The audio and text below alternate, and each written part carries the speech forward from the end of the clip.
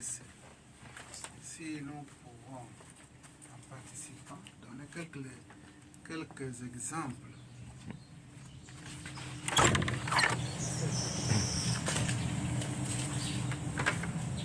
Oui.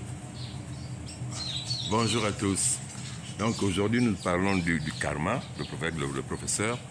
Et vous pouvez nous appeler au 065 422 73 12, le 00241 065 422 73 12. Nous ne répondons pas à Facebook, mais nous répondons aux commentaires que vous envoyez et puis des suggestions, quoi. Et les propositions, les commentaires, tout écrit, ou les téléphones, vous pouvez nous appeler pour avoir le numéro du prof et pour venir avec nous à Barracuda, donc sur Aovendo. Voilà, écoutons maintenant le karma, la loi de cause à effet. Merci. Tout ce qu'on fait du mal.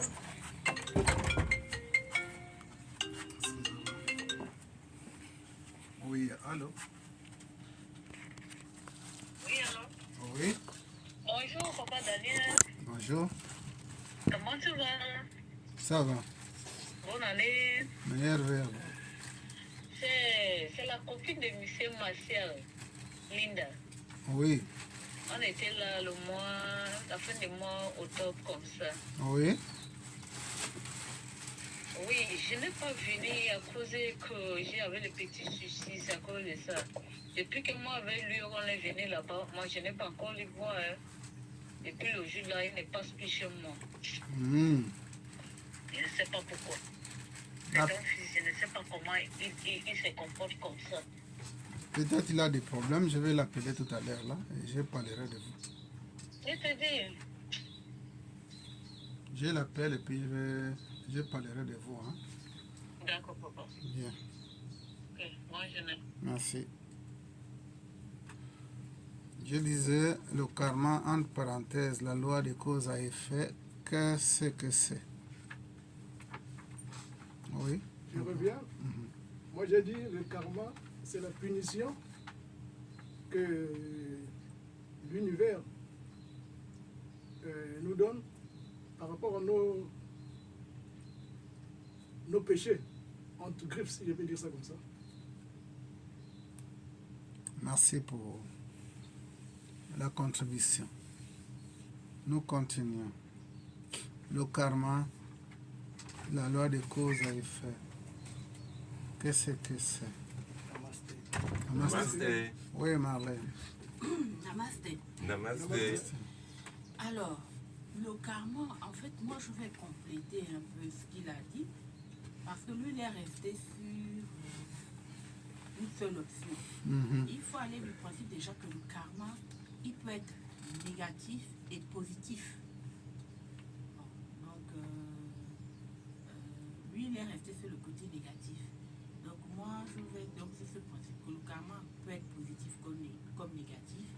Et le karma est la conséquence des actes que nous avons posés ou que nos aïeux, nos parents ont posés et ceux ont posé donc dans le passé et qui fait que cette conséquence-là, elle peut être positive comme négative en fonction des actes qui ont été posés. Ou même dans notre vie antérieure. Parce qu'il ne faut pas enlever l'option où nous tous, autant que nous sommes, je suppose, pour la plupart, on vit une réincarnation. Voilà. Donc, voici un peu ma définition. Merci pour la contribution. Le karma, entre parenthèses, la loi de cause à effet. Qu'est-ce que c'est? Si en intervenant, si on a des exemples que nous avons vécus, ou bien que les autres ont vécu, on peut accompagner cela en intervenant. Le karma, la loi de cause à effet, qu'est-ce que c'est? Oui, mon Oui, père. maître. Oui. La maîtresse nous a souligné que le karma est négatif ou positif. À quel moment il est positif? Est-ce que quand tu es positif, c'est le dharma ou bien... Oui, en fait, les gens se sont limités sur le bon karma et le mauvais karma.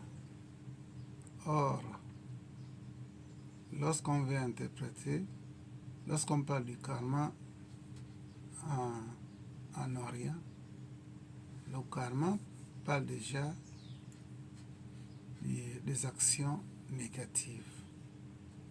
Ce qui est karma est action négative.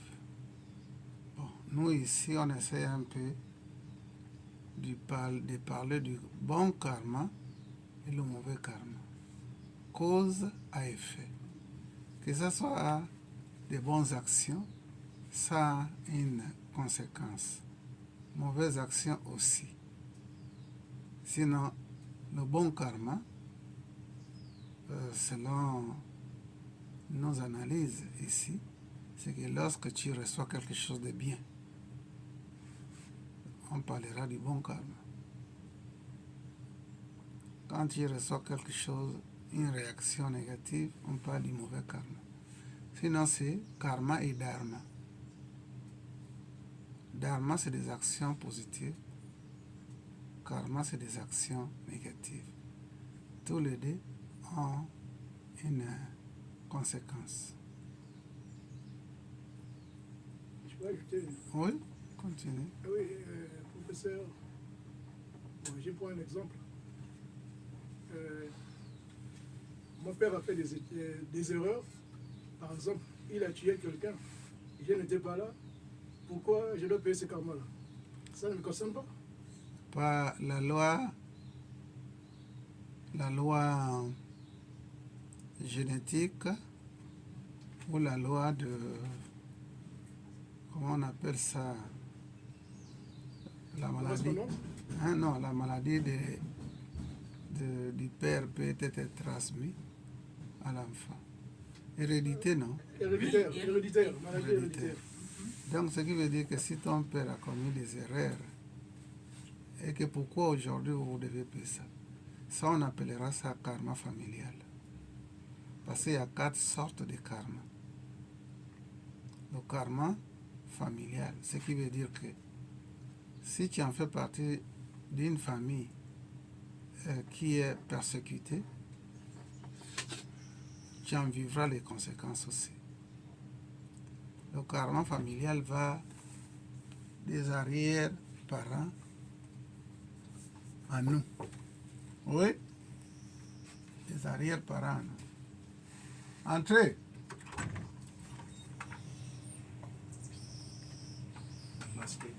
Namaste.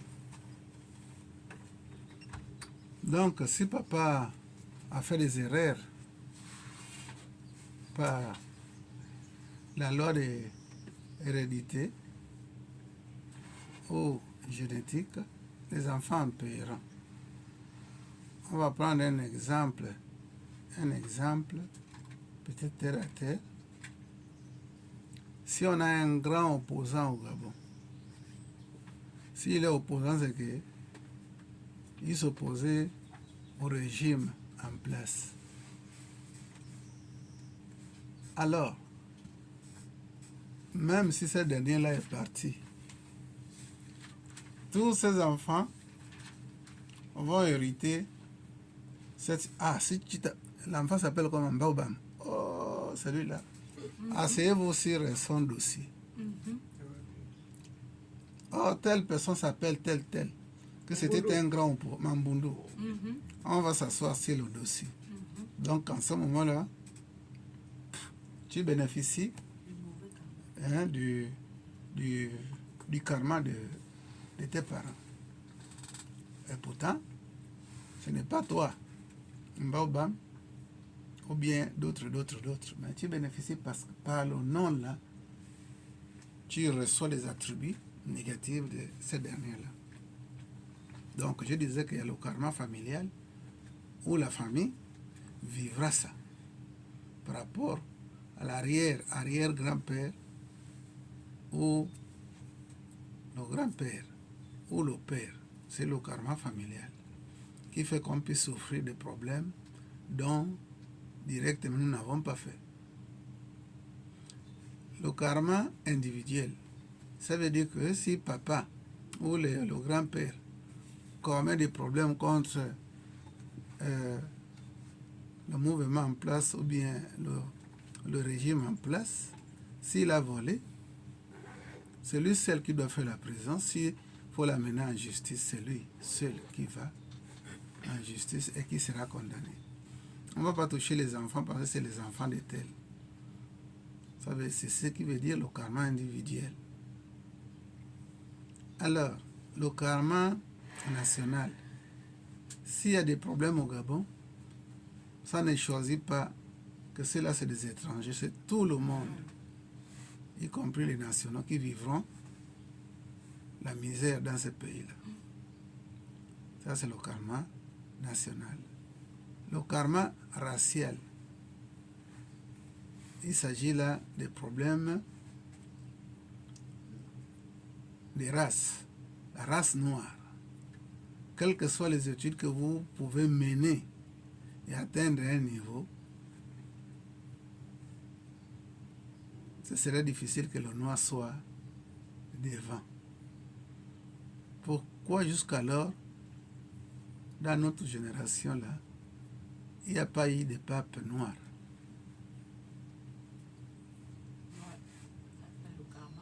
Ça, c'est le karma racial. Les Noirs ont été et ils sont partis même loin des Blancs dans la connaissance. On ne les a jamais attribué cette place-là de papoter. Ça, c'est l'exemple du karma racial. À cette ère-là, le noir ne pourra jamais être mis devant. Il viendra en seconde place. La discrimination raciale. Donc, voilà les 4 types du karma dans la vie. La vie humaine. Oui? Namasté. Namasté. Mais est-ce qu'il y a cette possibilité spirituellement de sortir, de se libérer de ce karma? Deuxièmement, en fait, j'aurais dû poser la deuxième question, j'aurais dû poser ça avant. Deuxièmement, le karma dans une famille, par exemple, on est dans une famille et puis il y a plusieurs enfants et plusieurs petits-enfants. Alors, le karma ne s'applique pas forcément, tout le monde ne subit pas le karma. Moi, j'ai l'impression que c'est comme si c'est plutôt, en fait, c'est quelqu'un qui est choisi choisi par l'univers, parmi la descendance de celui qui a fait le mal ou le bien, qui bénéficie de ce karma-là. Alors, est-ce que ces personnes-là, ce sont ceux qui sont appelés élus, ou bien, je ne sais pas, appelés élus? Bien. Vous êtes au nombre de 4 ou de 5 de la famille. Oui. Personne n'est là pour endosser entièrement les problèmes causés par la famille. Maintenant, si d'autres n'endossent pas, ça veut dire qu'ils bénéficient du dharma. Un dharma individuel. Oui. Un dharma qui le protège, n'est pas encaisser ses karmas familiales. Donc, lorsque nous vivons notre dharma, on peut être épargné du traitement malsain que les autres peuvent subir. Mais sinon, il n'y a personne qui vient avec le destin d'encaisser ou d'endosser les problèmes généraux de la famille. Et si cela arrivait, ça veut dire que ces derniers-là qui est épargné là, c'est une grâce. Ouais. Sinon, toute famille, baobam, pas d'exception. Si tu t'appelles seulement à l'école le nom de l'opposant, tu es dedans. Si vous êtes au nombre de 4 ou de 5, vous tous, vous allez être maltraités. C'est comme la famille Kennedy. Kennedy, les Blancs avaient affaire à lui. Donc, toute la descendance de Kennedy était mal vue, était surveillée.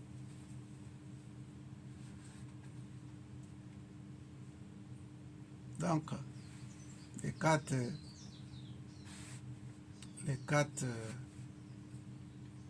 karmas là, racial,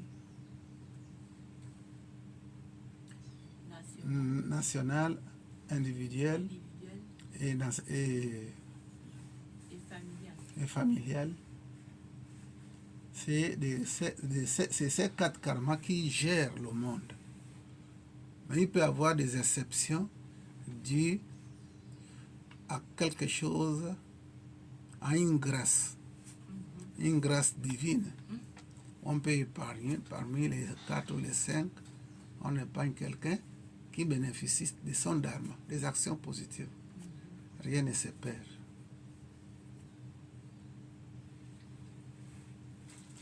Donc, le karma, la loi de cause à effet, qu'est-ce que c'est? Oui, Maître Daniel. Namasté. Namasté. Je vais d'abord commencer par une question, peut-être après maintenant me pencher sur la graine du jour, mais pour l'heure, c'est d'abord la question qui me vient à l'esprit. Alors, ma question, c'est de savoir, professeur, les enseignements spirituels nous enseignent clairement que dans l'univers, il y a des différents niveaux, notamment dans le plan du temps et de l'espace, donc le monde de dualité, nous parlons de 4 plans. Et dans ces plans-là, il y a un plan qui attire sérieusement mon attention, c'est le plan mental, donc le plan de la créativité. Et dans l'être humain, selon sa structure spirituelle ou métaphysique, l'être humain est doté d'un mental, mais inférieur au mental qui existe dans les plans élevés. Alors, la question est celle-ci. Lorsque nous nous mettons dans des concentrations pour la méditation, le mental singe. Bon. La question est de savoir, à ce moment-là, si le mental singe, est-ce que ce n'est pas l'œuvre d'une force extérieure qui ne voudrait pas tout simplement que nous agissons réellement selon notre essence divine pour créer avec notre mental, plus que c'est la fonction du mental. Est-ce que ce n'est pas des entités externes à notre monde intérieur qui amènent cet état du mental-là qui singe pour nous amener à ne rien faire? Namasté. Namasté.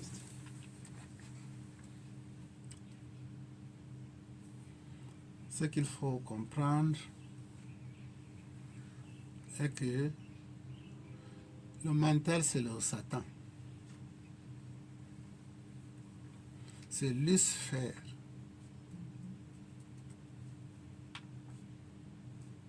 Sa mission de rester dans les plans inférieurs, c'est pour persécuter toute âme qui cherche à fuir les pièges qu'il a tendus tout le long de la route. Alors, La mission du mental ou de Lucifer, Satan et autres, c'est pour juste empêcher qu'on s'éveille. C'est son boulot. C'est la mission qu'il a choisie lui-même, qui devait tempérer la vie de toute âme cherchant à s'éveiller. Maintenant, le mental est incarné par une divinité. Cette divinité-là a ses associés. Les associés, là, c'est des petits démons, des petits parasites qui font en sorte que la mission du Satan, du grand mental, soit accomplie. On peut prendre l'exemple d'un président d'un pays. Oligui n'est pas dans les quartiers. Hein? Non. Pardon? Oligui, Oui. il ne vit pas dans nos quartiers là. Non. Non. Mais il y a des gens qui sont ses yeux, c'est ses oreilles. Tout doit être rapporté à lui. C'est la même chose que Satan. Satan a ses alliés. Donc cet empêchement-là est bien fondé. Parce que sa mission est pour retarder la réalisation. Donc, vous avez dit le mental qui singe. Pourquoi le mot singer? Parce que si on met un singe ici, là, on va être tous dérangés. Il va monter partout, casser ce qui est là, éteindre la lumière, prendre des choses qui n'ont pas la valeur, il met à la bouche, il jette. C'est pour cela qu'on parle du mental qui est comme le singe. Un mental singé, c'est un mental qui n'est pas tranquille.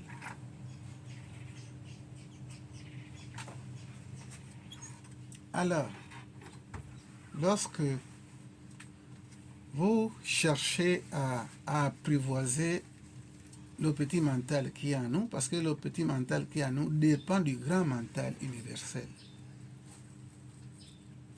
Le grand mental, il a deux côtés, positif et négatif. Le côté positif, il joue le jeu de Jéhovah, de Brahma, d'Allah. Le côté négatif, il joue le jeu de Satan. Donc ce mental, avec notre mental humain, il y a une influence. Donc notre mental dépend du grand mental. Et dans la route, la voie, il y a des petits parasites qui sont là, qui font en sorte que l'accomplissement de l'idéal du grand mental soit accompli. Donc, ce que tu venais de poser comme question, Maître Daniel, ça veut dire que le singement du mental que nous avons est cause du retardement et des désordres connus sur Terre.